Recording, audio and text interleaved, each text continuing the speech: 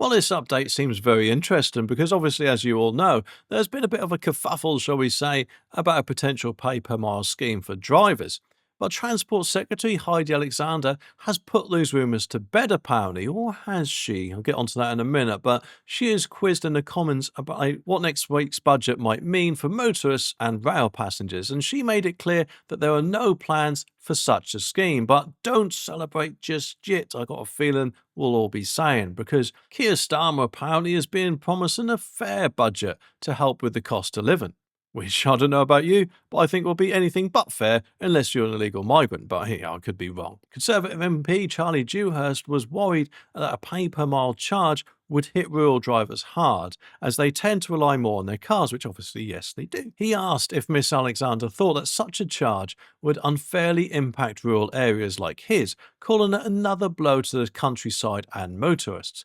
But Miss Alexander assured him, saying there are no proposals to introduce a pay per mile scheme. This government, she says, is firmly on the side of drivers. Well, I don't know about you, but strikes me as a bit hypocritical for the government to say they're firmly on the side of drivers when you've got other things, haven't you, like road tax, tax on petrol, congestion charge, ULEZ, and any number of things that are bound to come out in the future. And whilst admittedly it is a good thing to hear that there's no plans to introduce such a scheme, or no proposals, sorry, that in my opinion is kind of a sneaky way of saying, well, there's no plans yet. Because obviously, whilst there's no proposals at the moment, there could bloody well soon be one quite soon, couldn't there?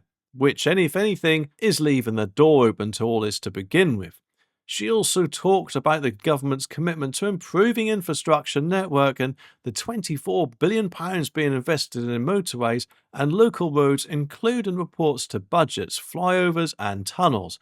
Fuel duties are bringing nearly £25 billion this financial year. £25 billion, which is an absolute outrage in my opinion, because from what I heard, we get the fuel, the actual base fuel without any taxes or whatever on, for the cheapest amount compared to Europe or wherever else. But after taxes, we pay the highest amount than all those other places. It's an absolute disgrace, in my opinion. But she acknowledged that the shift to electric vehicles might affect the Treasury revenue, which is where, I'm guessing those proposals might soon be decided on or even thought about or being drawn up or whatever. So there's nothing going on yet, she says, but I'm betting there soon will be.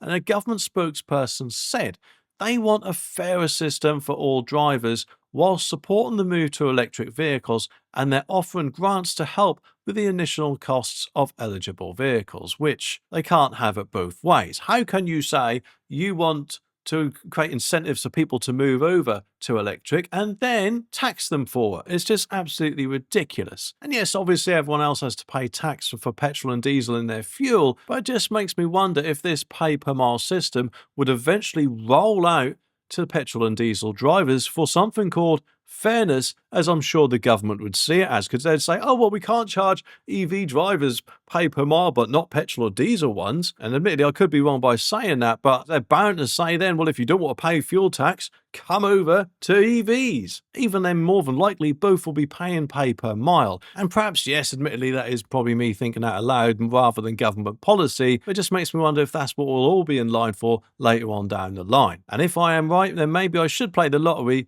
because perhaps I can predict those numbers as well.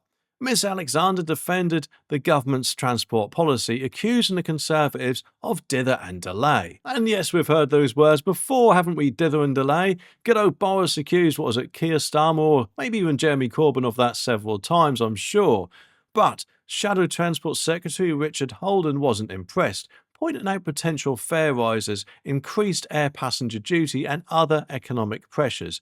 Miss Alexander then hit back, highlighting 50 road and rail projects approved in the spend and review and airport expansions at Luton and Gatwick, contrasting it with the previous government's approach. But get this, apparently Rachel Reeves isn't finished. She's apparently, according to government or Treasury insiders, shall I say, they suggest that Rachel Reeves might actually back extending Docklands Light Railway to Thames Head in South East London, aiming for homes, jobs and quicker commutes. The £1.7 billion project has the backing of the Mayor of London, Sadiq Khan, who called it, wait for this, win-win. Here, then shared his thoughts on the budget during a visit to a school breakfast club in Reading. Well, perhaps while you're there, Keir, you might actually learn a thing or two. He said it will be fair, tackle the cost of living, and ensure the economy is in for a fit state to grow.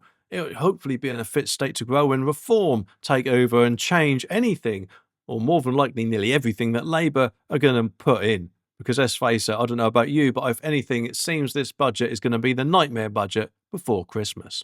But anyway, what do you all think of this? Let me know down in the comments.